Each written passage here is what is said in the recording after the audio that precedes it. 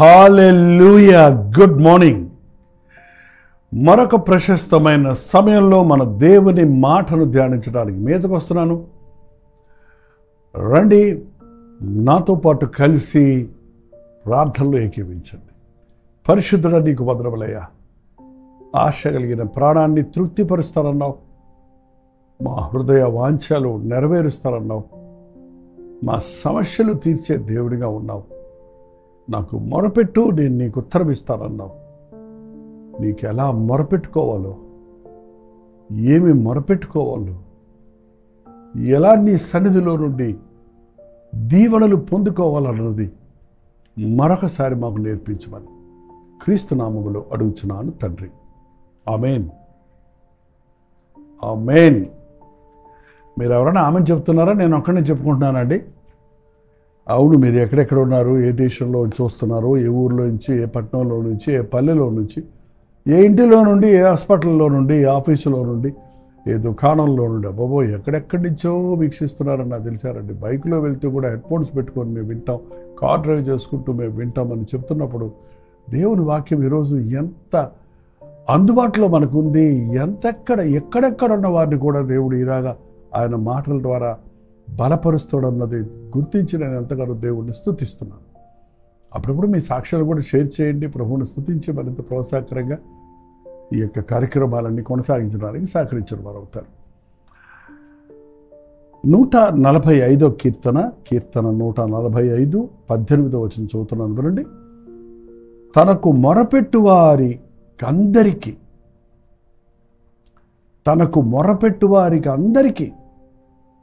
తనకు నిజముగా మొరపెట్టు వారికి అందరికీ యెహోవా సమీపముగా ఉన్నాడు. తనకు మొరపెట్టు వారందరికీ, అది ఎవరైనా సరే, ప్రార్థన చేయడానికి ఏమి అర్హతలు అక్కర్లేదండి. ప్రార్థన చేయడానికి నువ్వు బాప్తిసం పొందాను అప్పుడే నేను చేయాలా ప్రార్థన? నేను క్రైస్తవుడైతేనే ప్రార్థన చేయాలా ఏంటండి? నేను కానుక తీసుకొచ్చినప్పుడే ప్రార్థన చేయాలా అనే అవసరం లేదు. చర్చిలోనే ప్రార్థన చేయాలా? సెలువు పెట్టుకునే ప్రార్థన చేయాలా? పొద్దున్నే ప్రార్థన చేయాలా? సాయంత్రమే ప్రార్థన చేయాలా? ఇలా ఏ నిబంధనలు లేవండి. ఎనీ టైం, ఎల్లప్పుడు, ఎప్పుడైనా సరే మన ప్రభువు మన ప్రార్థన ఆలకించడానికి రాత్రి పగళ్ళు మెలకుగానే ఉన్నాడండి. నిన్ను కాపాడే దేవుడు కునుకడు, నిద్రపోడు. మీరు ఎవరికి కాల్ చేసినా మీకు జవాబు రాదేమో కానీ నాకు మొరపెట్టు, నేను నీకు ఉత్తరం ఇస్తానన్న ప్రభు నీ ఆపత్కాలంలో, నీ అనుకూల సమయంలో, నీ అవసరత కాలంలో, నీ సమస్యల కాలంలో నీవు ఆయనకి మొరపెడితే ఆయన నీ మొర ఆలకిస్తాడు. తనకు నిజముగా మొరపెట్టు వారికి, అంటే నిజంగా మొరపెడతాం, మళ్ళీ అబద్ధంగా మొరపెడుతూ ఉంటుందా ఏంటంటే కొంతమంది ఆచారంగా ప్రార్థన చేస్తుంటారు, కానీ కొంతమంది నిజంగా మొరపెడుతుంటారు. ఒకసారి యేసు ప్రభు సముద్రం మీద నడిచి వస్తుంటే శిష్యులు చూసి భూతమని భయపడ్డారు. నేనే, భయపడకండి అని ప్రభు చెప్పినా కూడా పేతురు అన్నాడు, నీవే అయితే నేను కూడా నీళ్ళ మీద నడిచించినట్టు చేయమన్నాడు. సరే నడువు అన్నాడు. పేతురు నీళ్ళ మీద నడిచాడనుంది బైబిల్లో. కానీ గాలిని చూచి మునిగిపోసాగాడు. ప్రభు వైపు చూసినంతసేపు నడవగలిగాడు. ఆ హోరు గాలి చూడగానే, పక్కకు చూడగానే మునిగిపోసాగాడు. మునిగిపోతున్నప్పుడు ఆ ఆపత్కాలంలో మునిగిపోవడానికి ఎంతసేపు పడుతుందండి? ఎంతసేపు నీళ్ళలో పడ్డోడు మునగడానికి గంట పడద్దా? లోపలికి వెళ్ళిపోతా ఉన్నాడు. ఆ భయంకరమైన ఆపత్కాలంలో ప్రభువా నన్ను కనికరించు, ప్రభువా నాకు సహాయం చేయమని కేకేశాడండి. వెంటనే ప్రభు తన చేయి చాపి పేతురును లేవనెత్తాడు. ఏంటండి, ఎందుకు అవిశ్వాసానికి చోటిచ్చావు అని అడిగాడు. మొదట్లో ఆయన అన్నాడు, నీవు ప్రభువు అయితే, నీవే ప్రభువు అయితే నేను కూడా అయితే అని కండిషన్ పెడుతున్నాడు అక్కడ. మనం కూడా చాలాసార్లు అలాగే ప్రార్థన చేస్తుంటాం.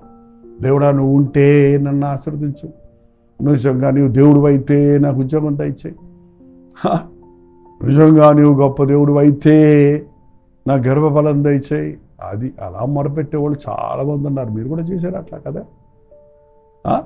దేవుడు ఉంటే కనబడమను, దేవుడు ఉంటే దీవించమను, దేవుడు ఉంటే ఇమ్మను, దేవుడు ఉంటే నన్ను ఎందుకు ఫెయిల్ చేశాడు, ఎందుకు నేను పాస్ అవ్వలేదు అని ఇలా కొంత అడ్డదిడ్డంగా మాట్లాడేవాళ్ళు ఉన్నారండి.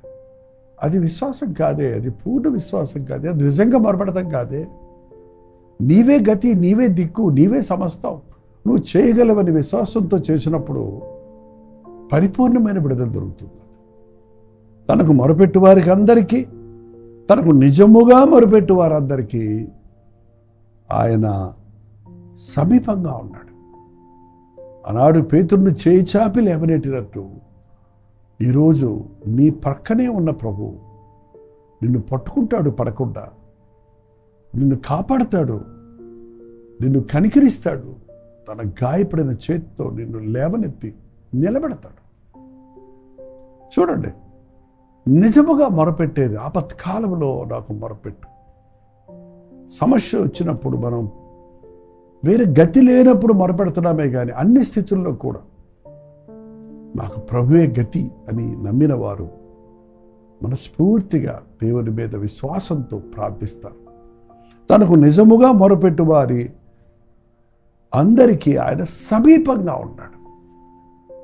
ఎక్కడో ఆకాశంలో ఉన్న దేవుడు కాదండి. మన మొరలు ఆలకించడానికి ఆయన తల వంగి చూచేవాడుగా ఉన్నాడు, తల వంచి చూచేవాడుగా ఉన్నాడు. నేను తలంచి నా భక్తుల మాటలు వింటున్నాను, వారి మొరలు ఆలకిస్తున్నానని చెప్పిన ప్రభు మనకి ఏది కావాలో అది అడిగితే ఇవ్వటానికి, నా నామంలో మీరు ఏది అడిగినా మీకు అది దొరుకును అని చెప్పిన ప్రభు అనుకున్నాడండి. చాలామంది రోజుల్లో దేవునికి ప్రార్థన చేస్తున్నామంటున్నారే కానీ ఒక దేవుడిస్తే ఇస్తాడు, లేకపోతే వేరొకటి, ఇది జరిగితే జరుగుద్ది, ఇది కాకపోతే మరొకటి అన్నట్లుగా ఒక ఆప్షన్ పెట్టుకొని వేరేదేదో పెట్టుకొని దేవుణ్ణి పూర్ణ మనసుతో పూర్ణ విశ్వాసంతో అడగటం లేదు. కాబట్టి ఒకవేళ మనకు కొన్ని దొరకలేదేమో. అవును, మీరు ప్రార్థన చేస్తారా? చేస్తాము అని ముక్తసరిగా ఒక సమాధానం చెప్తే సరిపోదండి. ఎప్పుడు చేస్తారు? ఎంతసేపు చేస్తారు? ఏమని చేస్తారు? ఎవరికి చేస్తారు? ప్రార్థనకి ఒక నియమం ఉంది, ప్రార్థనకి ఒక పద్ధతి ఉంది, ప్రార్థనకి కావలసింది విశ్వాసం. మీరు చేసే ప్రార్థన విశ్వాసంతో చేయాలి. నీవు చేసే ప్రార్థన దైవ చిత్తానుసారంగా చేయాలి. అది మనకు తెలియదు కాబట్టి ప్రార్థనకు మనం పూనుకుంటే, ప్రార్థన చేయడానికి సిద్ధపడితే పరిశుద్ధాత్ముడు మన పక్షంలో ఉండి మనం యుక్తంగా ఎలా ప్రార్థన చేయాలి, ఏది చేయాలి, ఏది చేయకూడదు, ఏది అవసరం, ఏది కాదు, ఏది దైవ నిర్ణయం, ఏది దేవుని చిత్తం అనేది మనకు బయలుపరుస్తాడు. ఉచ్చరింప సఖ్యము కానీ మూలుగులతో చేయి ప్రార్థన మనం చేయగలుగుతాం. ప్రార్థనకు కూర్చొని లేచేటప్పటికి నీ జీవితంలో పూర్ణమైన విడుదల కావాలండి.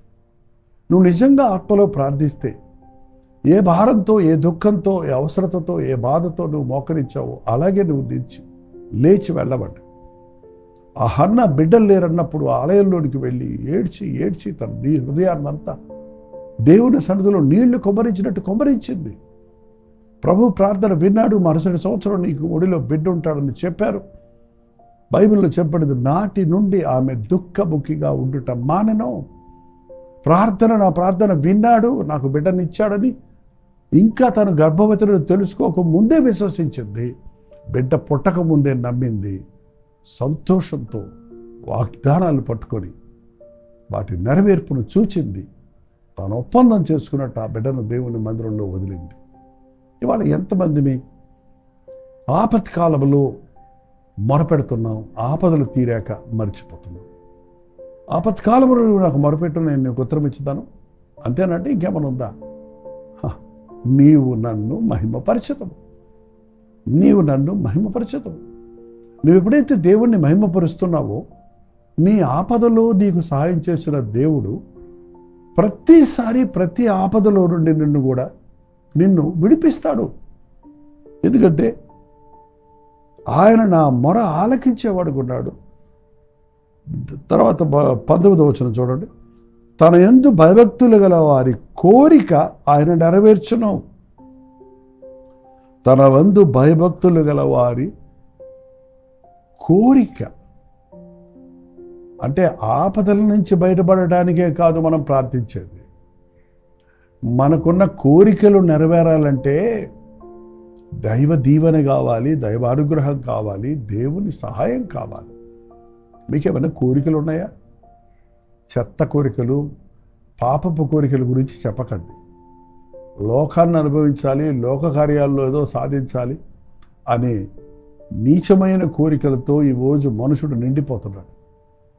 దాన్నే యవ్వనేచ్ఛలని, లోకేచ్ఛలని, శరీరేచ్ఛలని, ఎన్నో రకాల ధనాయిచ్చని, ఏది పడితే అది పట్టుకొని దానికోసం ఆశపడుతున్నారు. కానీ ఏంటండి, మనం ఉత్తమమైన దాన్ని కోరుకుంటే, ఆయన సన్నిధిని మనం కోరుకుంటే, ఆయన ఆశీర్వాదాలు మనం కోరుకుంటే, ఆ రోజు యాకోబు పెరుగులాడుతూ కోరుకున్నాడు, నీవు నన్ను ఆశీర్వదించు చాలు, నాకు నువ్వు ఆశీర్వదిస్తే చాలు. నాకు ఆశీర్వాదం అనే మాటలు అన్నీ ఉన్నాయండి.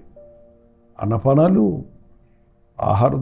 ఆహార వస్త్రాలు, శాంతి సమాధానాలు, కుటుంబము దీవెన, ఆరోగ్యము, ఆధ్యాత్మిక బలము, చేసే పనుల్లో దీవెన, అది నిజమైన ఆశీర్వాదం. ఆయన ఆశీర్వదిస్తే అది ఎన్నటెన్నటికీ ఆశీర్వాదం.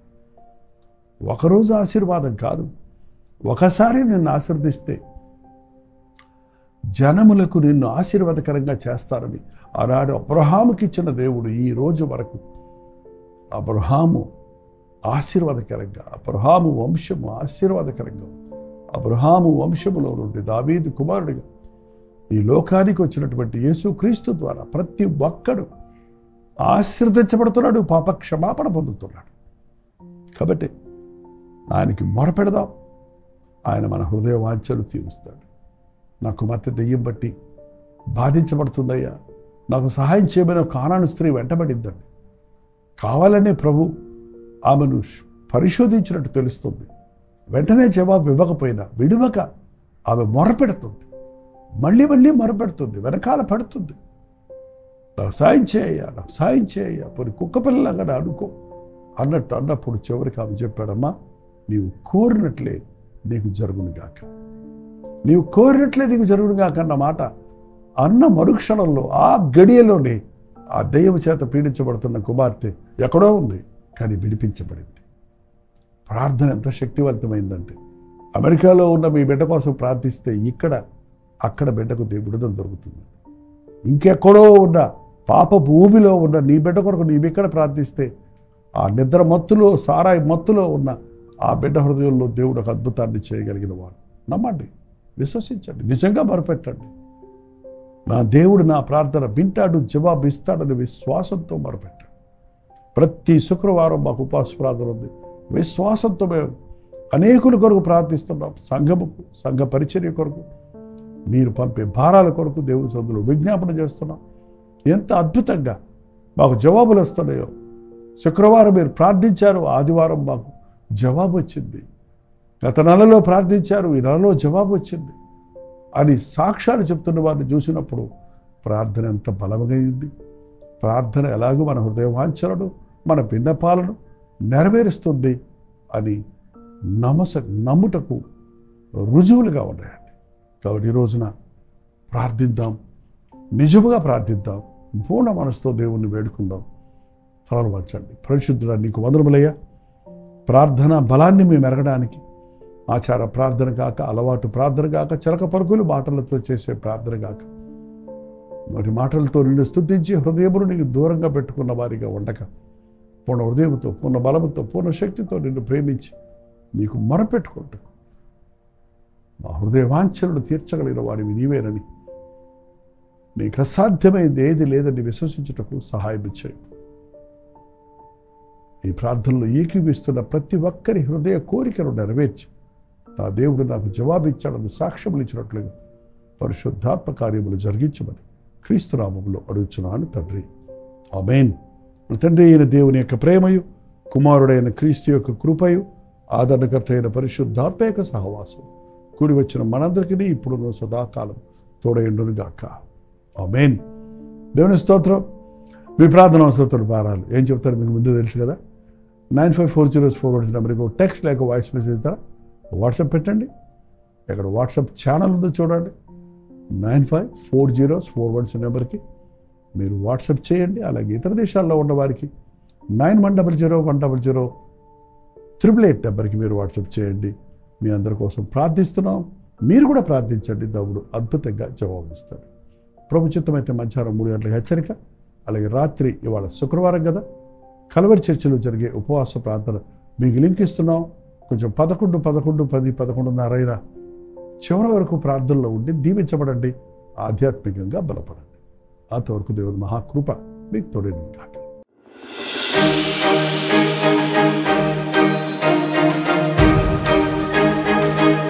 జూలై 15వ తారీఖు విజయవాడలో ఒక ప్రత్యేకమైన అభిషేక మీటింగు, కాలింగ్ అండ్ అనాయింటింగ్ అనే మీటింగ్ ఉంది.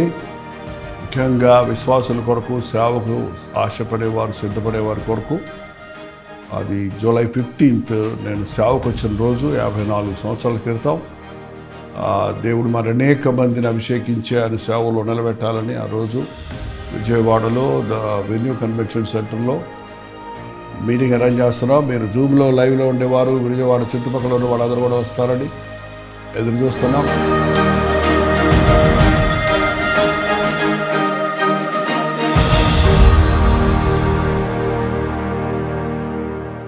హల్లెలూయా, దేవుడికి స్తోత్రం. రాజమండ్రి పరిసర ప్రాంతాల్లో ఉన్న వారికి శుభవార్త. ప్రభు చిత్తమైతే జూలై 1వ తారీఖు 1 డే గెట్ టుగెదర్ను మీ కొరకు రాజమండ్రిలో సూర్య గార్డెన్స్లో ఏర్పాటు చేస్తున్నాం. రండి. ముఖాముఖిగా మిమ్మల్ని చూడడానికి, వ్యక్తిగతంగా మీకోసం ప్రార్థన చేయడానికి కూడా అవకాశం కలుగజేయండి. దేవుని వాక్యాన్ని ధ్యానిద్దాం, ఆయన్ని ఆరాధిద్దాం, ఆధ్యాత్మికంగా దీవించబడదాం. మధ్యాహ్నం 2 గంటల నుంచి 6 గంటల వరకు, 6 గంటల నుంచి 10 గంటల వరకు 2 సెషన్స్ ఉంటాయి. చిరునామా గమనించండి. Surya gardens function hall, Jawaharlal Nehru road, Rajahmundry. ఇంకా విషయమై మీకు వివరాలు కావాలంటే 9884707779 లేక 9884807779 అనే నెంబర్లకు మీరు కాల్ చేయండి, లేకపోతే వాట్సాప్ పెట్టండి. 9540 నెంబర్కి కూడా మీరు వాట్సాప్ మెసేజ్ పెట్టవచ్చు. తప్పకుండా మీకు వివరాలు తెలియజేయబడతాయి. రండి, ఆశీర్వదించబడండి.